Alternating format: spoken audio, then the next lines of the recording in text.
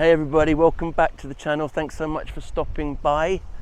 I've come to this dam I sometimes come to in search of ospreys or kingfishers, but as you can see the weather is horrible, super windy, so it's not really a photography day. I sometimes take photos of kingfishers down over there, and I've also had shots of diving osprey over there. There is actually a whiskered tern flying there. I was going to go to another park I sometimes go to today, but the weather was so bad and it's kind of far away, so I didn't go there. But I was there about a week or so ago photographing this very confiding egret. Oh, I can hear an osprey. I was photographing this very confiding egret, and actually I was using my Sigma 150mm macro lens because this bird came so close to me. At one point he must have been about 2 meters away. While I was photographing him, I noticed a small kingfisher in a tree behind. Now unfortunately the kingfisher was obstructed, but I had a feeling, you can hear the osprey. So the kingfisher was in a tree probably 6 meters away, but unfortunately he was obstructed by branches, but I had a feeling that he might dive. So what I did, so I changed my 500mm PF back onto my Nikon Z6ii, and I pre-focused on a bit of water where I thought he might dive. But considering I couldn't really see him, I wasn't really sure I was going to get anything. In fact, I was pretty sure that I wouldn't get anything. And of course he did dive, and I got next to nothing. And also the light was awful, so I came away with nothing. But as I left the park that night with a few good egret shots in the bag, I wasn't worried about the missed kingfisher shots at all, because that's what it's supposed to be like. Kingfishers are supposed to be difficult to photograph, especially when diving, especially if you can't even see the bird.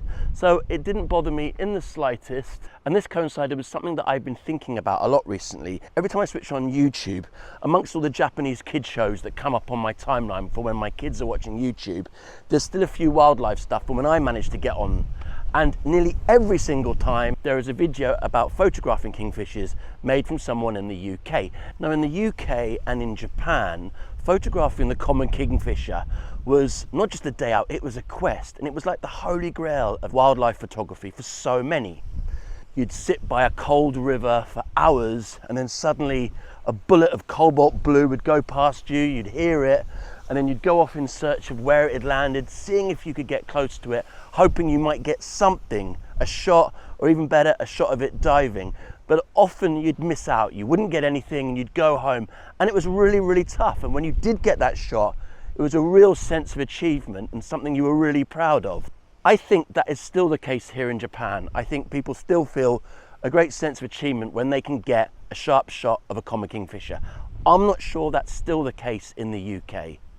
One of the reasons is hardly a week goes by without a video of photographing kingfishers popping up on my suggested videos on YouTube, and nearly all of them are from paid baited hides. And kind of like the colours of a kingfisher, they're becoming a bit oversaturated. These videos always start the same way. They'll show you the interior of the hide, and these hides are amazing. They've got comfortable chairs, they've got charging sockets, they've got kettles, they've got fridges, butlers, masseuses. It's like staying at the Ritz. I mean, they're amazing on the inside, and then a lot of them offer interchangeable perches which you can put in the water literally a few meters away from where you're sitting. And there will definitely be guaranteed appearances all day from the kingfishers, and you will get unbelievable shots, often of them on the perch, that same mossy perch that I've now seen 4 billion times, and you'll get them diving. And because you know exactly where they're diving, because there's often minnows in the water for the kingfishers, you can get that amazing shot of it coming out of the water with a fish in its mouth. And before we knew it, kingfisher photography suddenly became drive up, sit down, point lens, boom, National Geographic photo. The chase has gone, the quest has gone. It's become all too easy. The chase has now become a checklist. Now, I've got nothing against any photographer who wants to spend their weekend, and I imagine a lot of their money, on these kind of hides. If that's what you want to do, great, good for you. But it has, for me anyway, kind of tarnished the mystique that I used to have when I first started photography, and I would see these incredible kingfisher images and you'd wonder, how did someone even get that? Well, now we know. When I started photography sort of 15 years ago, I was always in awe of some of the shots I saw online of ospreys and kingfishers, but I think it was definitely the kingfishers, those shots that used to be at eye level with a bird coming out of water bubbles, out of the water, with a fish in its beak, with a beautifully clear background. I was in awe of those photos, and I used to just think, wow, one day hopefully I can have the skills, I can aspire to be that good, to get that kind of shot. But as time went on, I began to realize what actually was at play. And unfortunately, that wonder that was once there dissipated quite a few years ago. Now again, I reiterate, I've got nothing against anyone who wants to use these kind of hides. If that's your thing, great. But what it has done, unfortunately, it means that I don't pay the same reverence to a kingfisher shot on a mossy perch that I may have done once a while ago. And that's a shame for anyone who managed to get a nice shot of a perch kingfisher, who'd worked hard using Fieldcraft and their knowledge of the bird and the location to get that shot. And I now skip past those pictures, unfortunately.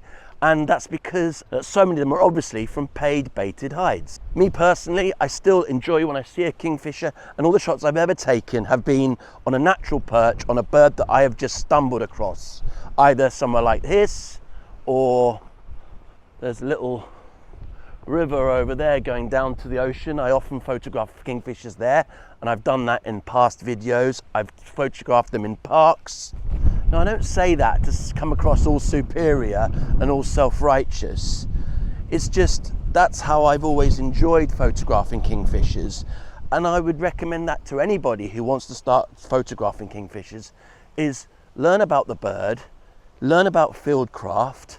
When you do eventually stumble upon a bird, either by getting lucky or places that you know, it's such a sense of excitement. Now, I'm sure it's still exciting when these birds turn up in the hides, but it's a different kind of thing. I'm sure you realize that.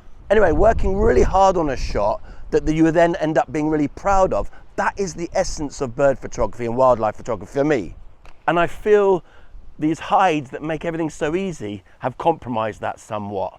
Now, I did a video earlier this year about wildlife photography and when does it stop being wild. And again, I'm not on some kind of moral, preachy, ethical thingy here, but I'm just saying it does seem a lot of people these days go for the easy route and are taking pictures of wildlife where there's not really any field work involved. There's not really any background knowledge involved. It's just turn up and take a picture. Having put the background, the homework in place, I personally feel a much bigger sense of achievement putting my knowledge of the subject and the location together to going out, finding the bird, working hard, making a lot of mistakes, but eventually persevering and getting shots that I'm happy with. To me, these paid hides don't look too much different from going to a zoo or an aviary with a camera. It's wildlife photography, but yeah. Anyway, if this sounds like a moan, it really isn't. I just want to see what other people's opinions were. I just want to start a conversation in the comments. So please let me know what you think. Have you got a little bit bored of these same videos? And it's not just one or two, is it? It's just constant. Maybe I just clicked on one and they kept popping up, but I've seen so many about kingfisher hides. And so I just wanted to know your opinion. Let me know in the comments. Why are you concerned? Just mind your own business. They want to do it, that's fine. Why are you so concerned about it? Yeah, that's cool. Just let me know. Do you think, are you bored of watching those kind of videos? Or are you happy to watch the same kind of video again and again and again? I'm just really interested to see what you guys feel. So please tell me in the comments, do you use them personally? You think they're fantastic? They enable you to get shots you can't otherwise get? Maybe that's something I'm missing, I didn't realize. So yeah, let me know in the comments what you think about paid baited hides for kingfishers.